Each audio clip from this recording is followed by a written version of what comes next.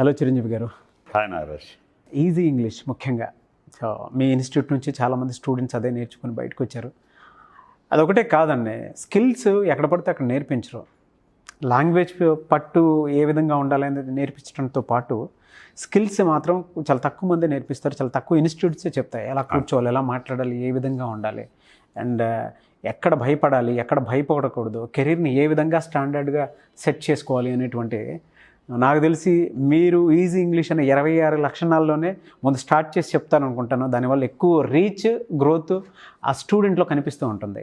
అంటే ఇంగ్లీష్ కూడా చాలా ఈజీ అయిపోతుంది మాట్లాడేటప్పుడు కూడా. మీరు చెప్పేటప్పుడు, నేను వీడియోస్ చేసేటప్పుడు నేనే చాలా నేర్చుకున్నాను అని అంటే స్టూడెంట్స్కి ఇంకా మీ దగ్గర ఎక్కువ టైం స్పెండ్ చేస్తారు కాబట్టి ఇన్స్టిట్యూట్లో, అండ్ త్రూ బుక్స్ కూడా చాలామంది చాలా నేర్చుకుంటూ ఉంటారు, బెస్ట్ ఎగ్జాంపుల్స్ ఇస్తూ ఉంటారు. కాబట్టి 26 లక్షణాలు ఇంగ్లీష్ నేర్చుకోవాలి అనుకుంటే ఖచ్చితంగా తెలుసుకోవాలి అనే దాంట్లో లాస్ట్ టైం ఎఫ్ మీద చెప్పారు, ఫియర్ అనేదాన్ని. సో జీ గురించి మాట్లాడుకుందాం. ఇదేం చెప్తుంది అసలు? The characteristic features that are essential for learning English in point of psychological motivation. We always believe that mental creation is the first. Okay. So ఆ క్రమంలోనే ఇంగ్లీష్ నేర్చుకోవాలి అనుకున్న వాళ్ళకి ఉండాల్సిన ఇంకో లక్షణం ఏంటంటే గివ్ ఆల్ యూ హ్యావ్. నీ దగ్గర ఉన్నదంతా ఇచ్చే. Okay. Giving is happiness. I strongly say giving is happiness.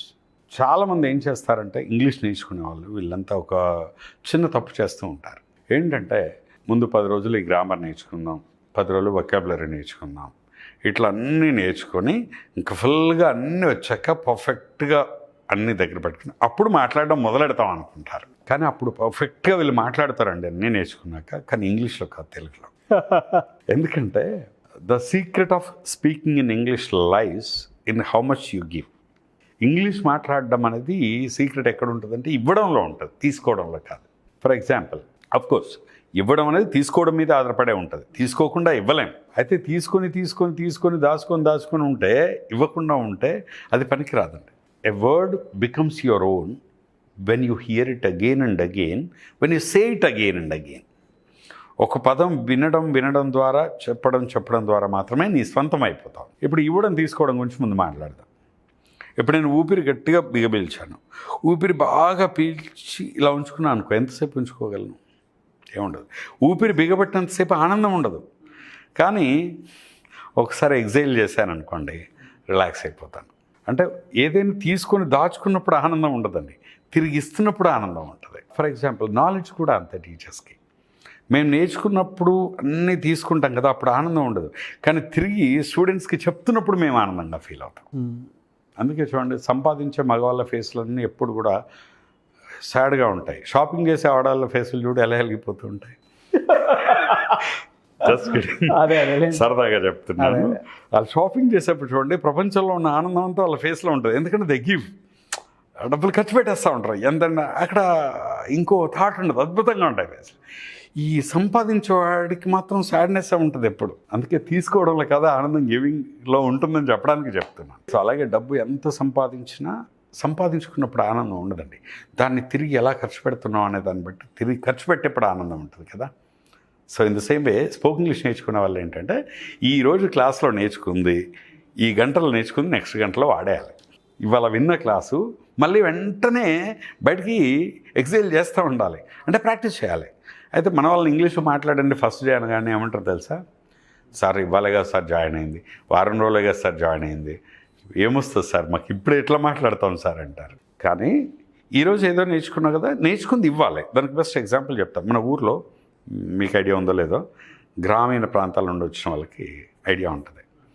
చేద బావి ఉంటుంది ఊళ్ళో. అవును.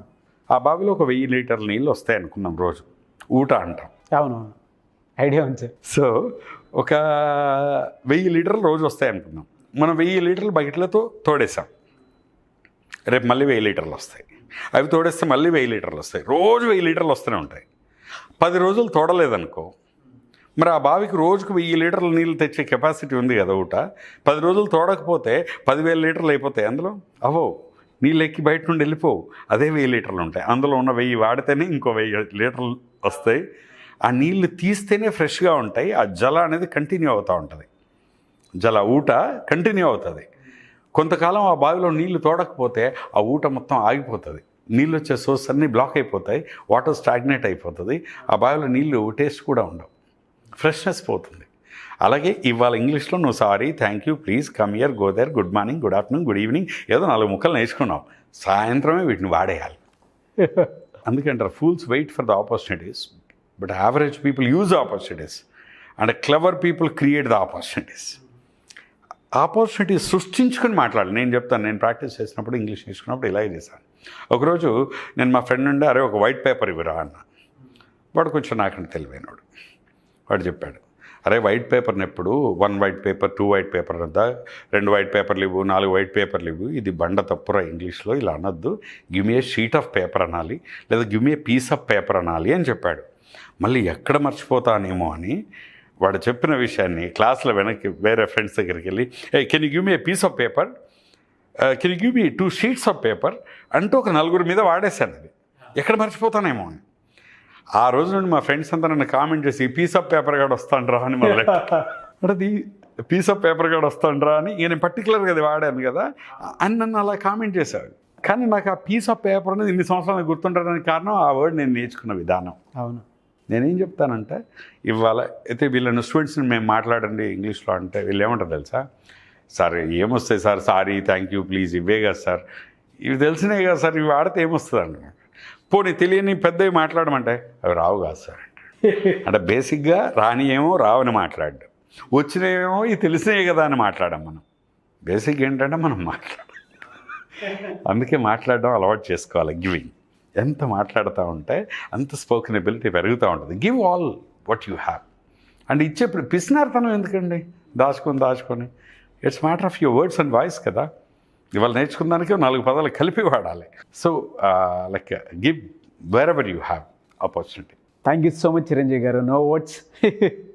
ఎందుకంటే సిగ్గుపట్టం అనేది అది వదిలేసి చూస్తేనే తెలుస్తుంది, ఇచ్చేదాన్ని బట్టే ఉంటుందండి. ఇస్తూ పోతూ ఉంటే బాగుంటుందండి. దాన్ని బ్యూటీ వేర్ అంటే మన నేర్చుకున్నది కానీ సంపాదించుకున్నది కానీ మనలో ఏదైనా ఇవ్వడంలో ఉన్న ఆనందం తీసుకునే వాళ్ళకి ఉండదండి. అది that's beauty of it. English నేర్చుకునే వాళ్ళు కూడా ఫస్ట్ ఇవ్వడానికి మెంటల్గా ప్రిపేర్ అవ్వాలి. Give all you have.